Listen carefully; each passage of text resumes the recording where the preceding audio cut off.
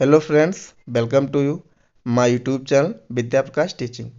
आज हम आपके लिए लेके आए हैं भूगोल विषय पर दीर्घ पाठ योजना, जिसका प्रकरण है, टॉपिक है आपका मिट्टी, मृदा या सॉइल।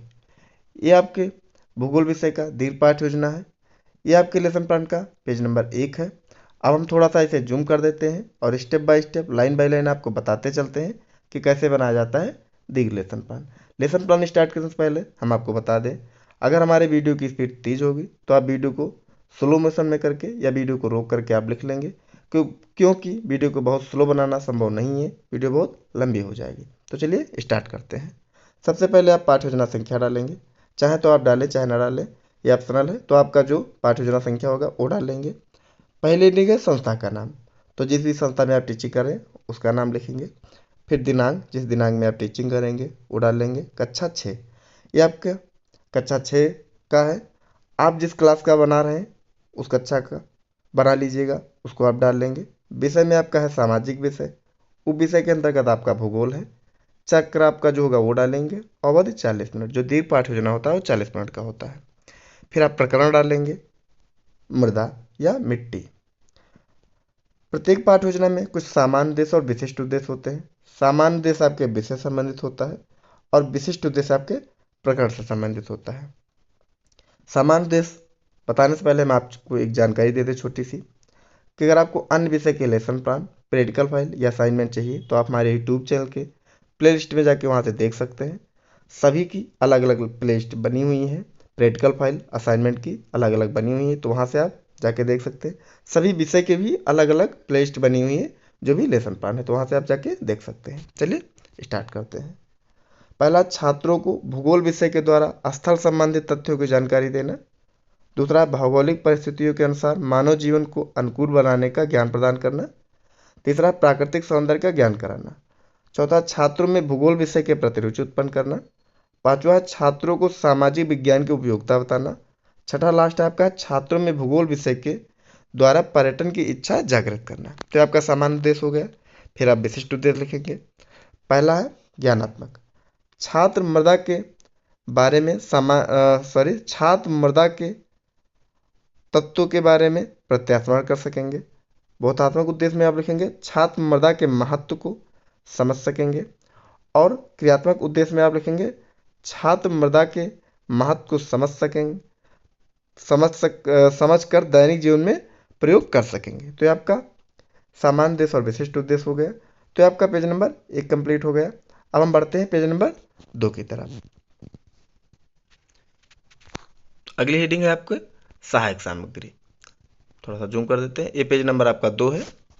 सहायक सामग्री में आप लिखेंगे प्रकरण से संबंधित कक्षा उपयोगी समस्त सहायक सामग्री, जैसे black board, roller board, chart, चित्र, मॉडल आदि। ब्लैक बोर्ड आपका नहीं लिखना है, क्योंकि ब्लैक बोर्ड आपका आवश्यक सामग्री है। सहायक सामग्री में आप लिखेंगे रोलर बोर्ड, चार्ट, चित्र, मॉडल आदि। शिक्षण विधि में आप लिखेंगे व्याख्यान विधि, प्रश्नोत्तर विधि, प्रदर्शन विधि आदि। पूर्व ज्ञान में आप लिखेंगे छात्र मृदा के बारे में सामान्य जानकारी रखते हैं।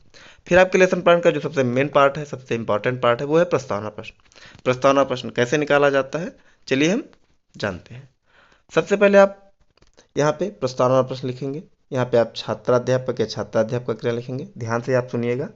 अगर आप छात्र हैं तो छात्राध्यापक क्रिया लिखेंगे, छात्रा हैं तो छात्राध्यापक क्रियाएं लिखेंगे। इस कॉलम में आपको लिखना है छात्र छात्रा क्रियाएं। आप लिख करके छात्र छात्रा क्रियाएं लिख लेंगे। प्रश्न आपका जो पहला है, इसका जो आंसर आएगा, इसी आंसर से आपको प्रश्न स्टार्ट करना होता है। चलिए देखते हैं कैसे।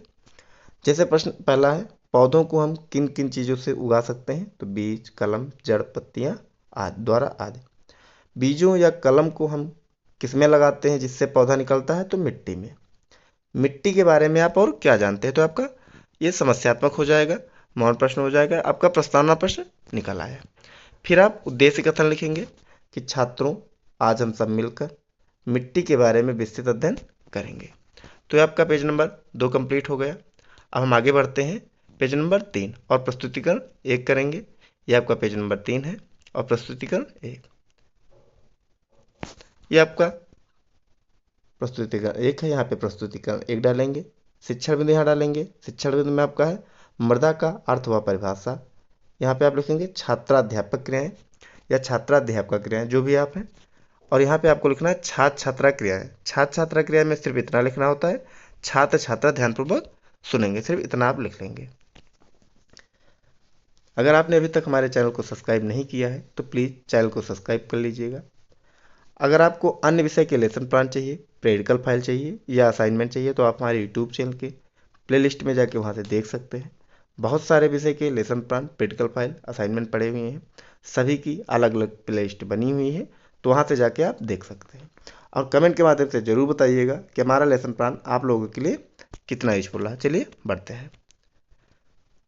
मृदा को अंग्रेजी में सॉयल कहते हैं। सॉयल लैटिन भाषा के शब्द सोलम से बना है, जिसका अर्थ है फर्श, अर्थात ऊपरी सतह। पृथ्वी की ऊपरी सतह के पदार्थों का टूटा फूटा, घिसा पिटा तथा परिवर्तित रूप से है, जिसमें अनेक जीव जंतु स्वयं वनस्पति के सड़ने गलने से प्राप्त पदार्थ सम्मिलित होते हैं। अरस्तु कहते हैं कि मृदा पौधों का उदर है। तो ये आपका प्रस्तुतिकरण एक कंप्लीट हो गया। अब आप प्रस्तुतिकरण एक के बाद बोध प्रश्न करेंगे। बोध प्रश्न में आपके 3 प्रश्न होंगे। जो आपका आखिरी प्रश्न होगा, लास्ट प्रश्न होगा, वो आपका समस्यात्मक होगा। पहला है, सोलम लैटिन भाषा के किस शब्द से बना है? तो सोलम से। सोलम का शब्द अर्थ क्या है या शाब्दिक अर्थ क्या है? तो फर्श या ऊपरी सतह। मृदा अवयव के बारे में आप क्या जानते हैं? तो आपका समस्यात्मक प्रश्न हो जाएगा। तो आपका पेज नंबर 3 कंप्लीट हो गया। अब हम बढ़ते हैं पेज नंबर 4 की तरफ और प्रस्तुतिकरण 2 करेंगे। अब जूम कर देते हैं। प्रस्तुतिकरण 2 डालेंगे आप, यहाँ पे प्रस्तुतिकरण 2 डालेंगे। यहाँ पे शिक्षण बिंदु है आपका मृदा अवयव। यहाँ पे आप छात्राध्यापक या छात्राध्यापक क्रिया लिखेंगे। यहाँ पे छात्र छात्रा क्रिया लिखेंगे। अब लिख करके छात्र छात्रा क्रियाएं दोनों आपको लिखना है, और इसमें सिर्फ आपको इतना ही लिखना होता है कि छात्र छात्रा ध्यानपूर्वक सुनेंगे। ये आपका प्रस्तुतिकरण 2 है। अब हम जूम कर देते हैं। चलिए बढ़ते हैं आगे। मृदा अवयव से तात्पर्य उन समस्त पदार्थों से है जिसने मृदा का निर्माण होता है या जिससे मृदा का निर्माण होता है, जिससे है। इसमें ठोस, द्रव तथा गैस तीनों अवस्थाएं या प्रावस्थाएं पाई जाती हैं। पौधों के पोषण के लिए ठोस तथा प्रावस्था महत्वपूर्ण है। ठोस तथा द्रव, अब प्रावस्था महत्वपूर्ण है, यहाँ ठोस रहेगा, ये द्रव है। ठोस तथा द्रव प्रावस्था महत्वपूर्ण है। गैसीय अवस्था का महत्व अन्य रूपों में होता है। मृदा की ठोस प्रावस्था अत्यंत महीन कणों से एवं अन्य प्रकार के अवयवों का एक अत्यंत जटिल मिश्रण होता है। मिश्रण मृदा के प्रमुख 4 अवयव हैं: खनिज पदार्थ, जीवांश, मृदा जल, मृदा वायु। तो ये आपका प्रस्तुतिकरण 2 हो गया। अब आप बोध प्रश्न करेंगे। पहला बोध प्रश्न आपका है, पौधों के पोषण के लिए कौन सी प्रावस्था सबसे महत्वपूर्ण है? तो ठोस तथा द्रव। मृदा के समस्त अवयवों को कितने भागों में बांटा जाता है? तो 4 भागों में। मृदा कितने प्रकार की होती है? तो आपका समस्यात्मक हो जाएगा। तो आपका पेज नंबर 4 कंप्लीट हो गया, प्रस्तुतिकरण 2। अब हम पेज नंबर 5 की तरफ बढ़ते हैं और प्रस्तुतिकरण 3 करेंगे। थोड़ा जूम कर दें। प्रस्तुतिकरण 3 लिखेंगे। यहाँ पे आप शिक्षण बिंदु में लिखेंगे मृदा के प्रकार। यहाँ पे आप लिखेंगे छात्र छात्रा क्रियाएं, छात्राध्यापक क्रियाएं या छात्राध्यापक क्रियाएं, जो भी आप हैं। और इस कॉलम में आपको लिखना है छात्र छात्रा क्रियाएं, और छात्र छात्रा क्रिया में आप लिखेंगे छात्र छात्रा ध्यानपूर्वक सुनेंगे, सिर्फ इतना लिखना होता है। तो प्रस्तुतिकरण 3 है, इसे हम देख लेते हैं। मृदा 10 प्रकार की होती हैं: बलुई, चिकनी, दोमट, जलोढ़, काली, पर्वतीय मिट्टी, लेटराइट मिट्टी, पथरीली मिट्टी, बलुई मिट्टी तथा लाल मिट्टी। इनमें सबसे उपजाऊ मिट्टी जलोढ़ मिट्टी होती है, क्योंकि यह नदियों द्वारा लाई गई मिट्टी होती है, जिसमें जल धारण करने की क्षमता अधिक होती है। तो ये आपका प्रस्तुतिकरण 3 हो गया। अब आप बोध प्रश्न करेंगे। पहला है, मृदा कितने प्रकार की होती है? तो 10 प्रकार की। सबसे उपजाऊ मृदा कौन सी है? तो जलोढ़ मिट्टी। मृदा प्रोफाइल के बारे में आप क्या जानते हैं? तो आपका समस्यात्मक हो जाएगा। तो आपका पेज नंबर 5 कंप्लीट हो गया। अब आप प्रस्तुतिकरण 4 करेंगे। तो आगे बढ़ते हैं। ये पेज नंबर आपका 6 है, प्रस्तुतिकरण 4। एक चीज ध्यान से सुनिएगा, जैसे कि आपने प्रस्तुतिकरण 1, 2 और 3 के बाद आपने बोध प्रश्न किया था, जबकि प्रस्तुतिकरण 4 में आपको बोध प्रश्न नहीं करना होता है, सबसे लास्ट में ही आपको पुनरावृत्ति प्रश्न करना होता है। तो जूम करते हैं और बढ़ते हैं आगे। यहाँ पे आप प्रस्तुतिकरण 4 डालेंगे, यहाँ पे शिक्षण बिंदु आप डालेंगे, मृदा प्रोफाइल, छात्राध्यापक या छात्राध्यापक क्रिया लिखेंगे जो भी आप है, छात्र छात्रा क्रिया में लिखेंगे छात्र छात्रा ध्यानपूर्वक सुनेंगे, सिर्फ इतना लिखना होता है। मृदा का अध्ययन करने के लिए यदि उसका ऊर्ध्वाधर अनुभाग काटा जाए तो मृदा की ऊपरी सतह से लेकर सबसे नीचे उपस्थित मौलिक चट्टानों तक, विभिन्न मौलिक चट्टानों तक विभिन्न प्रकार के संस्तरें हॉरिजन्स पाए जाते हैं। इन सभी हॉरिजन्स को मृदा प्रोफाइल कहते हैं। हॉरिजन 20n-b ये सबसे ऊपरी परत है, हॉरिजन 20n-b ये दूसरी परत है। फिर हॉरिजन सी, यहाँ पे ए रहेगा, ये बी रहेगा और ये सी रहेगा। Horizon 20n-a, horizon 29b, horizon 29c। इस संस्तर से ही क्रमशः बी तथा ए संस्तरों का निर्माण होता है। पैतृक चट्टानों, इस संस्तरों में ठोस संगठित चट्टानें होती हैं।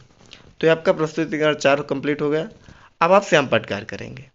श्याम पटकार आप एक ब्लैक चार्ट में या कलर पेपर में, रंगीन पेपर में या कैसा भी पेपर हो, आप उसमें लिख के अपने लेसन प्लान में चिपका लेंगे। तो आपका लेसन प्लान में आपका श्याम पटकार हो जाएगा। जैसे कि यहाँ पे हुआ है, सॉइल लैटिन भाषा, सोलम का अर्थ फर्श ऊपरी सतह, मृदा पौधों का उदर है, अरस्तु ने कहा था। मृदा 10 प्रकार की होती हैं, बलुई मिट्टी, चिकनी, दोमट। तो आप मिट्टियों के प्रकार लेंगे, जलोढ़, काली, लाल, लैटेराइट, पर्वतीय, बलुई, पथरीली। तो ये आपका पेज नंबर 6 कंप्लीट हो गया। अब आप आगे पढ़ेंगे और पेज नंबर 7 में आपको निरीक्षण कार्य करना है। निरीक्षण कार्य में आप लिखेंगे, छात्राध्यापक छात्रों को श्याम पट पर लिखे गए तथ्यों को उत्तर पुस्तिका पर लिखने का आदेश देगा तथा स्वयं कक्षा में घूम घूम कर निरीक्षण करेगा या करेगी, जो भी आप हैं उस हिसाब से लिख लेंगे। फिर आप लास्ट में पुनरावृत्ति प्रश्न करते हैं। पुनरावृत्ति प्रश्न में आपके 5 से 6 प्रश्न होते हैं। कम से कम आपके 4 प्रश्न तो जरूर होने चाहिए और मैक्सिमम 6 प्रश्न होने चाहिए। तो आप 4 से 5 प्रश्न कर लेंगे। यहाँ पे आप पुनरावृत्ति प्रश्न डालेंगे, यहाँ पे आप छात्राध्यापक क्रिया, छात्राध्यापक क्रिया डालेंगे, जो भी आप हैं ध्यान से सुनिएगा। जैसे मैंने पहले आपको बताया, अगर आप छात्र हैं तो छात्राध्यापक क्रिया लिखेंगे, छात्रा हैं तो छात्राध्यापका क्रिया लिखेंगे, और इधर आपको आप लिखना है छात्र छात्रा क्रिया। कॉलम आवली करके आपको दोनों लिखना है, छात्र आवली छात्रा क्रियाएं। पुनरावृत्ति प्रश्न करने से पहले मैं आपको एक चीज़ बता दें, अगर आपको अन्य विषय के लेसन प्लान, प्रैक्टिकल फाइल या असाइनमेंट चाहिए तो आप हमारे यूट्यूब चैनल के प्लेलिस्ट में जाके वहाँ से देख सकते हैं। सभी की अलग अलग प्लेलिस्ट बनी हुई है, तो वहाँ से आप देख सकते हैं। और प्लीज़ अगर आपने अभी तक चैनल को सब्सक्राइब नहीं किया है तो चैनल को सब्सक्राइब कर लीजिएगा, लाइक कर दीजिएगा, वीडियो को शेयर करिएगा और एक अच्छे कमेंट के माध्यम से ज़रूर बताइएगा कि हमारा लेसन प्लान आप लोगों के लिए कितना यूजफुल रहा है। चलिए बढ़ते हैं आगे। प्रश्न पहला, सॉइल किस लैटिन शब्द से मिलकर बना है? तो सोलम से। मृदा के समस्त अवयवों को कितने भाग में बांटा गया है? तो 4 भागों में। सबसे अधिक जल धारण करने की क्षमता किस मिट्टी में होती है? तो काली मिट्टी में। सबसे अधिक कार्बनिक पदार्थ किस हॉरिजन में पाए जाते हैं? तो हॉरिजन ए। फिर आप गृहकार लिखेंगे कि छात्राध्यापक छात्रों को मिट्टी के बारे में घर से लिखकर लाने का आदेश देगा। फिर आप यहाँ पे समालोचना लिखेंगे। समालोचना में आपको कुछ नहीं लिखना है। जब आप टीचिंग करेंगे तो आपके जो स्कूल के हेड टीचर, प्रिंसिपल जो भी होंगे वो आपके लेसन प्लान में कमेंट्स करेंगे, जो भी सुझाव होंगे वो लिखते हैं। तो ये हमारा भूगोल विषय का देख लेसन प्लान था। आपको हमारा लेसन प्लान कैसा लगा प्लीज़ कमेंट के माध्यम से ज़रूर बताइएगा। चैनल को सब्सक्राइब कर दीजिएगा, वीडियो को लाइक करिएगा, शेयर करिएगा। अन्य विषय के लेसन प्लान देखने के लिए आप हमारे यूट्यूब चैनल के प्लेलिस्ट में जाके वहाँ से देख सकते हैं। बहुत सारे विषय के आपको lesson plan, practical file, assignment मिल जाएंगे। तो प्लीज़ आप सभी लोग चैनल को सब्सक्राइब कर लीजिएगा, लाइक करिएगा, शेयर करिएगा और एक अच्छा कमेंट जरूर करिएगा। Thank you.